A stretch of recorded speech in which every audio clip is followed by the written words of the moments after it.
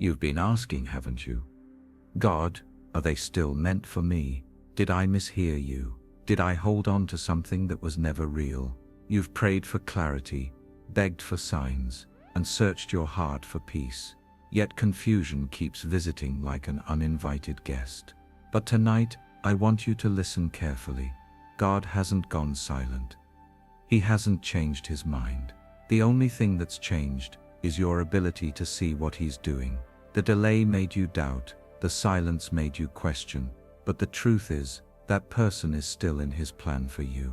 It may not look like it, it may not feel like it, but heaven hasn't cancelled what it already confirmed. You keep replaying moments, wondering where it went wrong, wondering why something that felt so divinely orchestrated suddenly feels distant and unfinished. But what if it didn't go wrong? What if it simply went quiet? You see, God's plan doesn't always unfold in continuous motion. Sometimes he pauses stories to protect them. Sometimes he separates two people not to end them, but to evolve them. And though your heart calls it distance, God calls it development. You're both still in his script, just in different scenes. Stop thinking the silence means abandonment. It doesn't, it means the author is still writing. You can't see the next chapter yet because he's not finished refining the characters. He's shaping you privately for something public. He's rebuilding that person too, even if their process looks nothing like yours. Maybe they had to be humbled. Maybe you had to learn surrender. Maybe both of you had to meet yourselves before you could meet each other again. God isn't rewriting the story. He's restoring it line by line. You've questioned the timing, the distance, the meaning.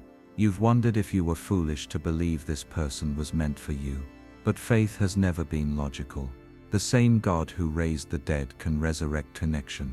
The same God who parted seas can close distances. If he placed this person in your heart with peace, that peace was the confirmation. And he doesn't give peace by mistake. He doesn't whisper purpose into your life just to mock your patience later.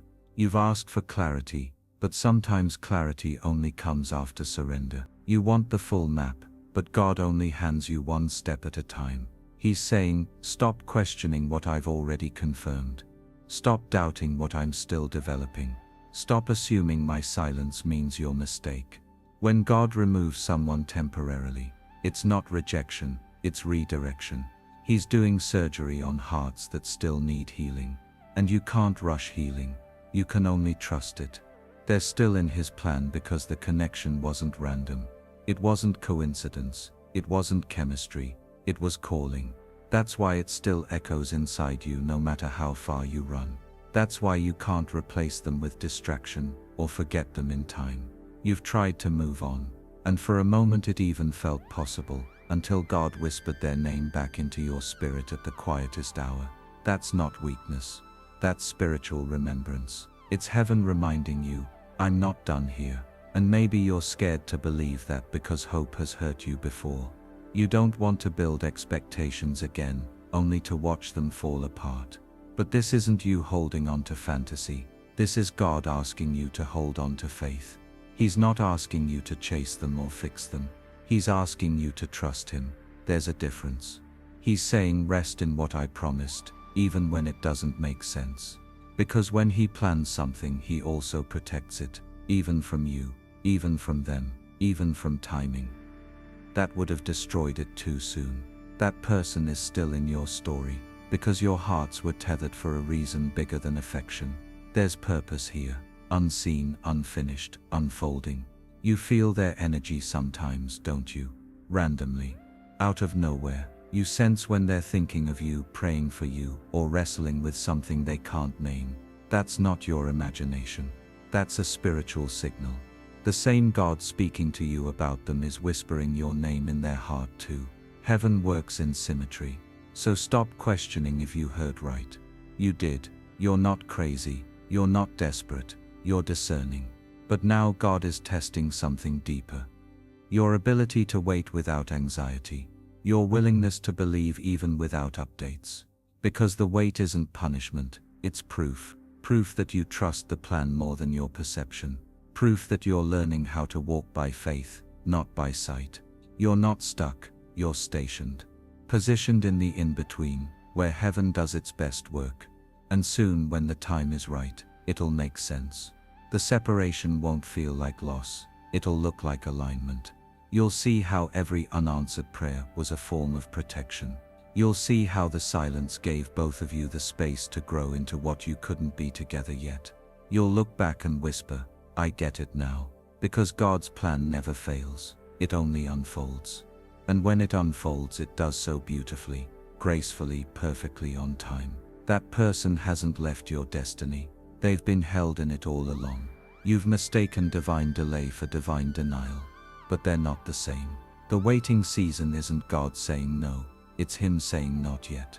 There's a preparation happening beneath the surface, in both of your lives, that you can't yet see. Every time you prayed, God, if this person isn't meant for me, remove them, and yet they remained in your spirit, that was your answer. When someone's presence lingers long after logic says they shouldn't, it's not emotional attachment, it's divine assignment. God didn't remove them because they're still a part of the blueprint, even if the blueprint had to be redrawn. You've said, but God, they've changed, they've grown cold, they've forgotten me. And yet somehow you still feel them. That's because God hasn't forgotten the promise. They might have drifted, they might have wandered, but even in their detours, heaven's hand is steering them back to where they belong. You don't have to chase them, you don't have to convince them. You just have to trust that God is more persuasive than pain, more patient than time, more powerful than pride. When He's ready, no distance will matter, no silence will last. What's meant by His will can't be undone by human will. The reason you're being told to stop questioning is because doubt delays destiny. Every time you start to believe and then retreat into fear, you interrupt the peace God's been trying to settle in your spirit. He's saying, rest, I've got this. I'm not asking you to understand how. I'm asking you to believe that I will. You've carried this connection for a long time, and it's heavy. But what's heavier is the worry that maybe it's all for nothing. It's not. The very weight you feel is the weight of purpose. It's the pressure before breakthrough. When you can't see what God is doing, you start to imagine the worst. You overthink, you assume, you rehearse scenarios that haven't even happened. But faith asks you to do the opposite, to believe that even the unseen is working for your good. That person hasn't been removed, they've been refined. God's been reshaping their heart, rewriting their choices, revealing their flaws, not to shame them, but to prepare them for the kind of love He's been teaching you to carry. The same growth you've endured in silence, they're enduring in their own way. Different lessons, same teacher. You may not be in their life right now, but you're still in their purpose. There's a spiritual tether that time can't sever. They think of you when they least expect it, at moments too random to explain. Your name crosses their mind, not because of nostalgia, but because of divine nudging. The same way you sometimes wake up with them in your heart without reason, they feel it too. God uses these moments to keep the connection alive while He completes His work in both of you. He's maintaining the link while removing the chaos that used to corrupt it. You see, what broke between you wasn't the bond, it was the timing. And timing can be fixed. That's why you must stop calling what God has paused finished. You're looking at it through human eyes, but heaven sees the bigger story. He's saying, I'm still in this. I haven't given up, so why have you?